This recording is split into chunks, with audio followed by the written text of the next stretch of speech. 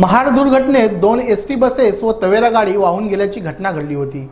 त्यामधील 2 एसटी बसेसचे सांगाडे नदीपात्रातून काढण्यात आले होते आणि तवेरा कार गायब होती। मात्र आता या तवेरा कारलाही नदीपात्रात शोधून वर काढण्यात आले आहे।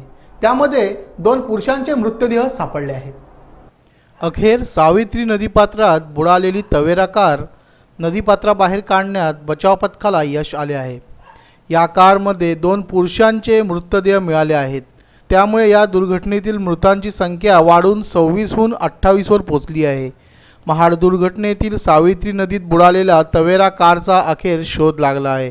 या सापडलेल्या तवेरा कारला बाहेर काढण्याचे प्रयत्न सुरू होते। या कारमध्ये 2 मृतदेहही आहेत। गेल्या 13 दिवसापासून चाललेल्या या मोहिमेत आत्तापर्यंत 26 व्यक्तींचे मृतदेह आणि 2 एसटी बसेस मिळाल्या होत्या। तसेच या दुर्घटनेत बुडालेल्या तवेरा कारला शोधण्यासाठी बचाव पथकाकडून शर्थीचे प्रयत्न करण्यात येत होते।